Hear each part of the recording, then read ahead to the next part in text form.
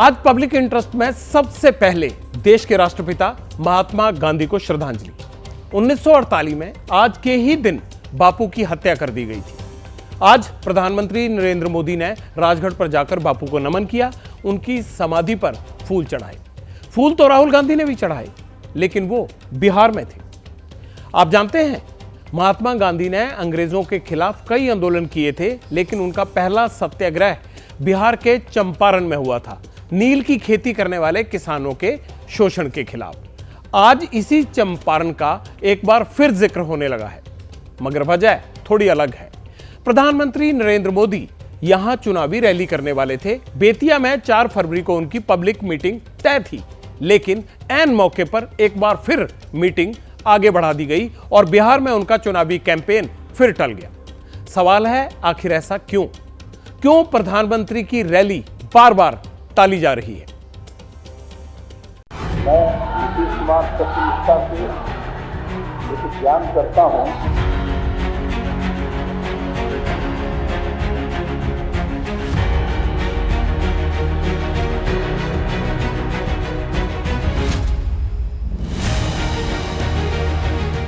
बिहार के बेतिया का हवाई अड्डा ग्राउंड, तंबू लगने शुरू हो चुके हैं। तैयारियां जोरों पर है। बड़ी बड़ी मशीन मैदान को समतल कर रही है। कोई कसर ना रह जाए, बड़ा सा पंडाल और भव्य स्टेज, सब कुछ बन रहा है। होर्डिंग कैसे और कहां लटकाए जाएंगे, जगह तय हो गई। लकड़ी के खांचे भी बन गए। बांस बल्लियां भी ट्रकों में भरकर पहुंच चुकी। सबको 4 फरवरी का इंतजार था, क्योंकि चंपारण में प्रधानमंत्री मोदी आने वाले थे, उनकी रैली होने वाली थी। सुनिए। प्रधानमंत्री जी 4 तारीख को 1 बजे दिन में इस बेतिया के हवाई अड्डे के ग्राउंड पे आ रहे हैं और यह चंपारण वासियों के लिए बहुत ही हर्ष का विषय है। हम उनके स्वागत के लिए बहुत आतुर भी हैं। मेरी जानकारी से 19,000 करोड़ की बिहार के विभिन्न योजनाओं को अप्रूवल मिल चुका है और मुझे लगता है कि यह राशि और बढ़ेगी। बिहार बीजेपी के पूर्व अध्यक्ष और बेतिया के सांसद संजय जायसवाल का ये बयान 23 जनवरी का है, लेकिन इसके बाद से तो बिहार की सियासत में काफी पानी बह गया। बयान उस वक्त दिया था जब बिहार में बीजेपी विपक्षी पार्टी थी और नीतीश महागठबंधन के मुख्यमंत्री। लेकिन समीकरण बदले, नीतीश बीजेपी के साथ मुख्यमंत्री बन गए और आरजेडी विपक्ष में आ गई। नीतीश को 9वीं बार सीएम बने 2 दिन भी हो गए। लगा था इस बार प्रधानमंत्री की रैली जब होगी तो नए गठबंधन पर बेतिया की रैली वाले मंच से पक्की मोहर लग जाएगी। मोदी के दौरे पर उत्तर बिहार को 19,000 करोड़ की योजनाओं की सौगात मिलेगी। प्रधानमंत्री नरेंद्र मोदी कई योजनाओं का शिलान्यास और उद्घाटन करेंगे, लेकिन तभी नया अपडेट आ गया। मोदी की रैली अचानक टाल दी गई। ये बताने भी खुद संजय जायसवाल ही सामने आए। प्रधानमंत्री जी का, माननीय प्रधानमंत्री जी का कार्यक्रम 4 तारीख था, उसको 2-3 दिनों के लिए एक्सटेंड किया गया है। कार्यक्रम के जैसे भी फाइनल डेट आ जाएगा मैं आपको बता दूंगा, पर वहाँ सारी तैयारियां चल रही हैं और अभी भी चल रही हैं। सबको पता है कि प्रधानमंत्री के पास सैकड़ों काम होते हैं, उनका एक एक मिनट कीमती है।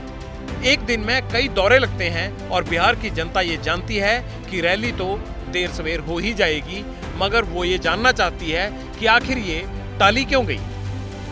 प्रधानमंत्री नरेंद्र मोदी पहले 13 जनवरी को बेतिया आने वाले थे, लेकिन व्यस्तता की वजह से ऐसा हो ना सका। 27 जनवरी को बेतिया के सगौली में पब्लिक मीटिंग तय की गई थी, मगर तब बिहार की सियासत में उलटफेर के संकेत थे, इसलिए समय फिर बदला गया। कहा गया मोदी अब 4 फरवरी को बेतिया जाएंगे।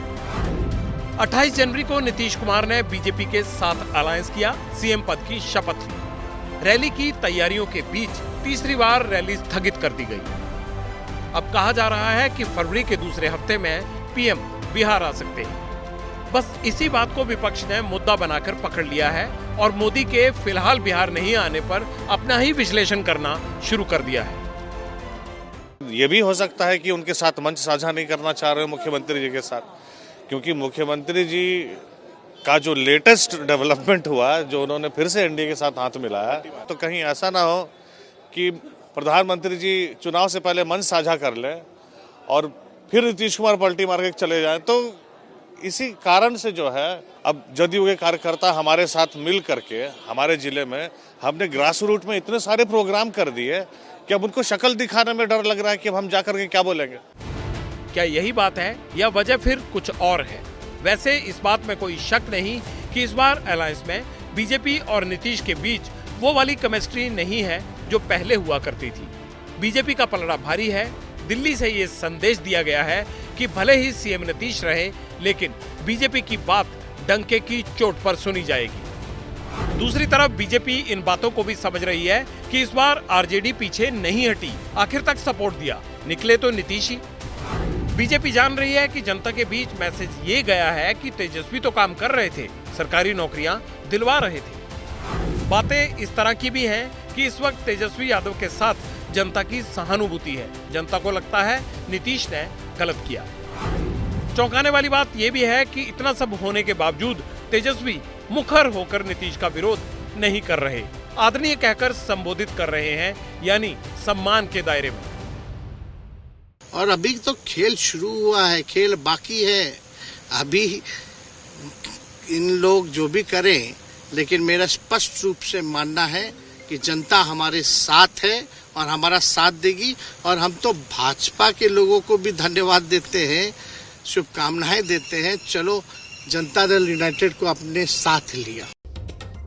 सम्मान तो राहुल गांधी भी कर रहे हैं। कल बिहार में थे, नीतीश पर एक शब्द नहीं कहा। आज जब रैली की तो नीतीश पर चुटकुले सुनाकर निकल लिए। यानी कांग्रेस भी धारदार हमले करने के मूड में नहीं है। के चीफ मिनिस्टर गवर्नर के यहां स्वेरिंग इन के लिए गए, बड़ा धूमधाम था। वहां पे बीजेपी के नेता बैठे थे, गवर्नर साहब बैठे थे, सब एमएलए बैठे थे। स्वेरिंग इन होती है, शपथ लेते हैं चीफ मिनिस्टर का। उनके मंत्री, 2-3 मंत्री भी शपथ लेते हैं। खूब तालियां बजती हैं और फिर नीतीश जी निकल जाते हैं, वापस सीएम हाउस की ओर चल जाते हैं। गाड़ी में पता लगता है कि वो अपना शॉल गवर्नर के घर में छोड़ आए, तो ड्राइवर से कहते हैं, भैया चलो, वापस चलो, शॉल उठाना है। तो ड्राइवर गाड़ी घुमाता है, गवर्नर के घर आता है। नीतीश जी निकलते हैं, गवर्नर के पास जाते हैं, दरवाजा खोलते हैं। गवर्नर कहते हैं, भाई इतनी जल्दी वापस आ गए? नीतीश जी कहां फंसे? मैं आपको बताता हूं।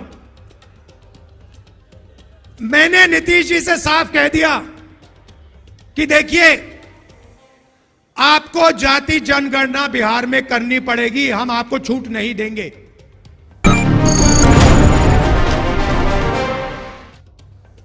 सियासत में जिसे मौका मिले वो दूसरे पर हमला करने से कतई नहीं चूकता। कांग्रेस आरजेडी भी यही कर रही है और उनका तो करना बनता भी है, क्योंकि अच्छी खासी चलती हुई सरकार गिर गई, लेकिन बात शब्दों के चयन की है, संयम और संतुलन की है। नीतीश पर हमला करने के दौरान एक नेता के तौर पर उनका सम्मान करने की भी है। हो सकता है यही बात बीजेपी को परेशान कर रही हो कि क्या वाकई में नीतीश ने पाला बदल लिया या फिर कोई और खेल बाकी है। जैसे ही घड़ी का काटा दोपहर 2:30 पे आए, बबीता जी का दिल सास बहू साजिश के लिए मचल जाए। और ये है इनकी बहू, पूरे दिन ऑफिस की टेंशन हो जाए गॉन जब ये करें अपना फेवरेट शो फ्री टाइम पे ऑन। इनकी तरह आप भी देखें अपना फेवरेट शो अपने टाइम पर और डाउनलोड कीजिए एबीपी लाइव ऐप अपने स्मार्ट टीवी पर।